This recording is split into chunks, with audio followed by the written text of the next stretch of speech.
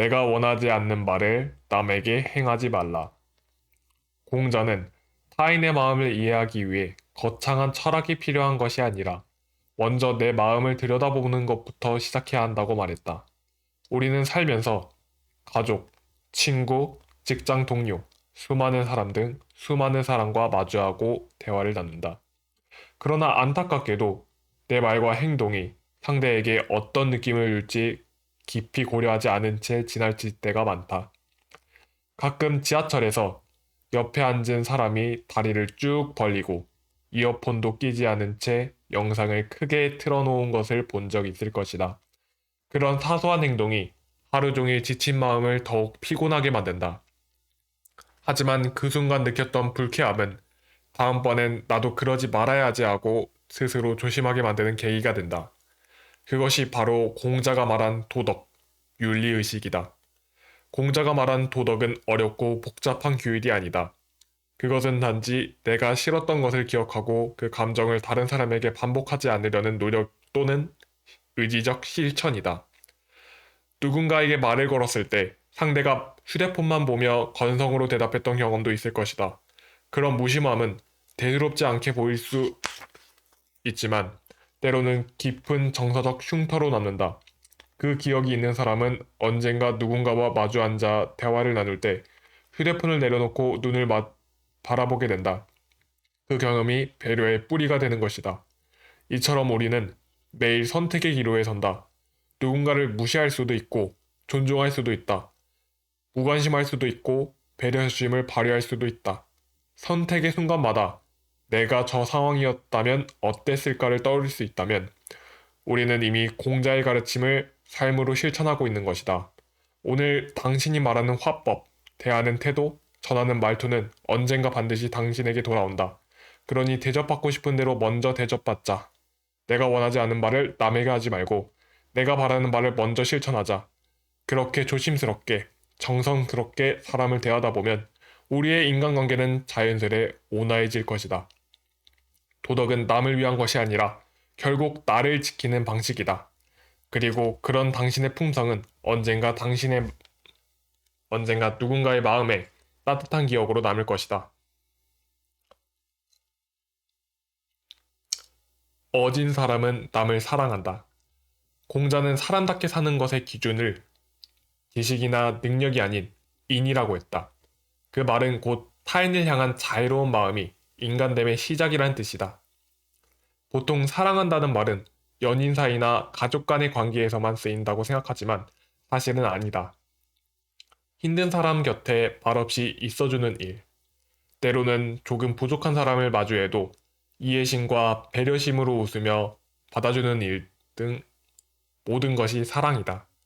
어진 사람은 다른 사람의 행동이 당신을 조금 불편하게 해도 화를 내거나 짜증을 내지 않고 관대한 심성으로 품을 줄 안다.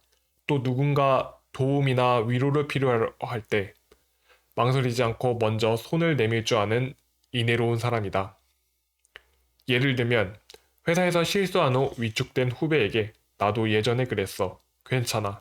다음엔 잘할 수 있어. 라며 용기를 불어 넣어주는 태도. 또 음식점에서 주문을 헷갈린 아르바이트생에게 화내기보단 괜찮아요. 실수할 수도 있죠. 라며 웃으며 건네는 말 한마디가 그날 그 사람의 하루를 살릴 수도 있다. 요즘같이 이해의보다 판단이 넘쳐나는 세상에서 따뜻한 말과 미소는 많은 사람에게 용기를 고양시키며 우울과 절망에 빠진 사람을 구한다. 공자의 어질다는 말은 특별한 능력이 아니라 마음을 어떻게 움직이느냐에 달려있다. 사람은 누구나 실수하고 부족하다. 그렇기에 결국 우리 모두는 누군가의 이해를 필요로 하는 존재이다.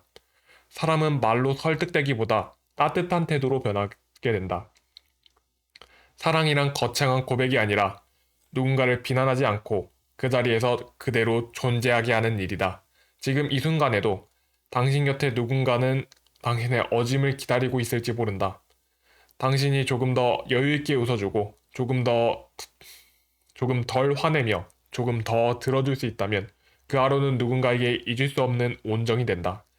결국 사람은 사람에게서 따뜻해지는 존재이다. 당신이 남을 사랑할 줄 안다면 당신에게 다른 사람에게 사랑받을 수 있고 그렇게 서로 사랑이 가득할 때 인생은 더욱 아름답고 행복해질 것이다. 예를 잃으면 관계는 무너진다. 공자에게 있어 예란 억지로 지켜야 하는 형식이 아니라 사람과 사람 사이를 따뜻하게 연결하는 보이지 않는 달이었다. 어떤 관계든 첫 만남은 항상 우호적이다. 실수도 가볍게 넘기고 마음을 나누는 일도 어렵지 않다. 하지만 시간이 지날수록 그 관계를 지탱하는 건 처음의 호감보다 드러나는 태도이다. 친한 친구라고 해서 부탁을 당연한 권리로 간주하고 고맙다는 말을 생략하며 편안하다는 이유로 말투나 행동을 함부로 하게 되면 어느새 관계는 서서히 금이 가기 시작한다. 대화 도중 말을 끊거나 작은 예의를 무심코 생략할 때 상대는 스스로도 모르게 마음의 문을 서서히 닫는다. 회사에서 매일 함께 일하는 동료에게 수고했어요 한마디가 없고 연인 사이에서 미안해라는 말이 점점 줄어든다면 그 순간부터 관계는 익숙함이라는 이름 아래 서서히 붕괴되기 시작한다. 공자는 말했다. 예는 단지 격식을 갖추는 것이 아니라 말 한마디, 몸짓 하나, 심지어 표정 하나에도 담기는 상대에 대한 존중이라고. 즉, 예는 사람 사이의 온도이며 그 온도는 말보다 더 깊이 마음에 안착했다. 가족이긴, 가족이니까 괜찮겠지, 친하니까 생략해도 되겠지라며 하나둘씩 예를 줄이다 보면 결국 남는 건 편함이 아니라 무례함이 된다. 예는 관계 속에서 자연스럽게 피어나는 배려이자 무너지지 않도록 서로를 지켜주는 무형의 장치이다. 사람의 마음은 의외로 작은 것에서 움직이고 그 작은 것 사소한 하나에 오래 머문다.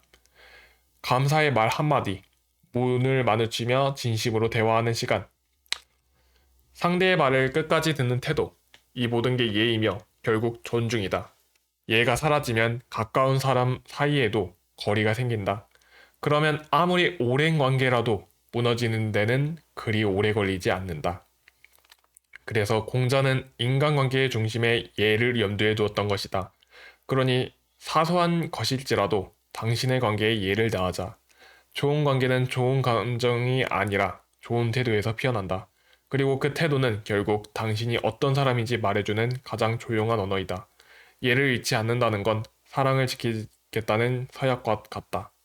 작은 존중이 살 때 관계는 무너지지 않고 오랫도록 영롱히 반짝인다.